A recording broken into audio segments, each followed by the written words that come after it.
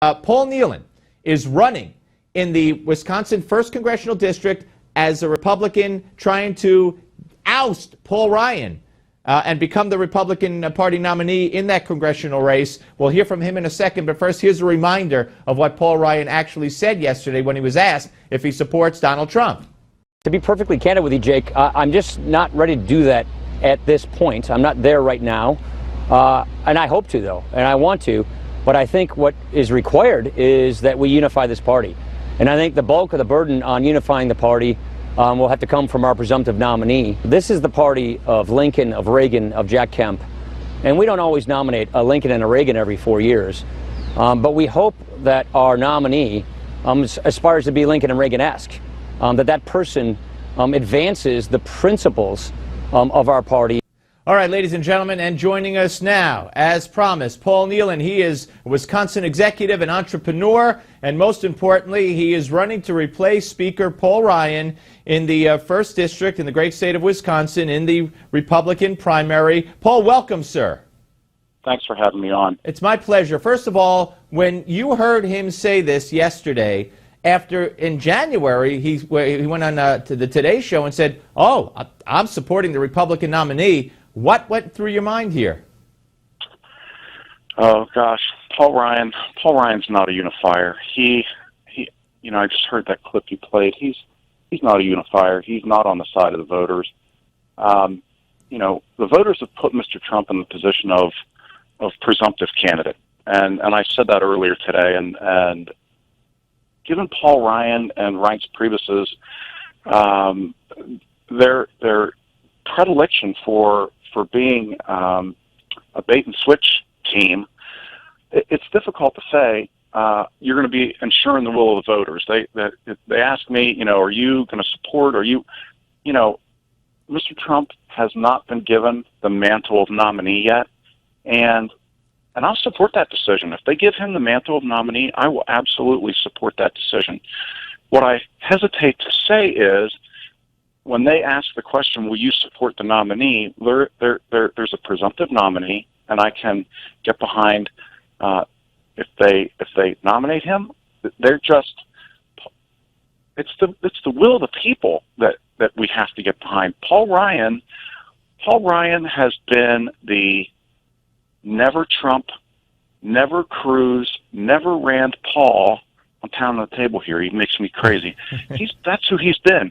Paul Ryan is the hashtag only me guy. That's who he is. He has been cranking up his PR machine. He has been just absolutely despicable, I think. All right, so let me clarify here. First of all, so you will support the Republican nominee, including Donald Trump here, right? That's what you're saying. Okay, and you believe that Paul Ryan and Reince Priebus are playing bait and switch, and you believe, from what I'm saying here, that Ryan only cares about himself. Does that include that he wants to be the nominee himself? Do you believe?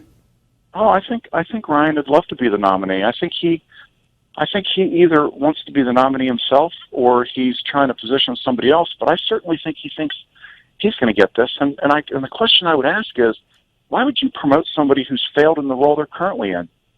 Why would you do that? Isn't that the definition of the Peter principle? He did not go out and campaign for this. He did not go out and get the will of the people behind him.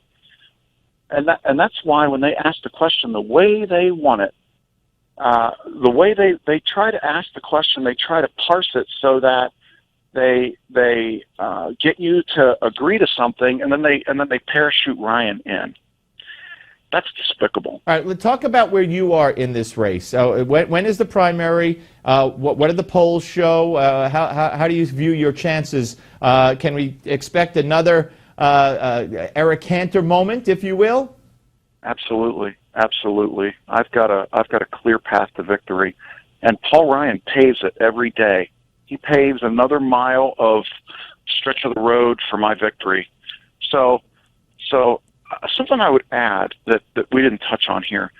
I was in the airport yesterday when I saw this come up on CNN, and it turns out this is taped.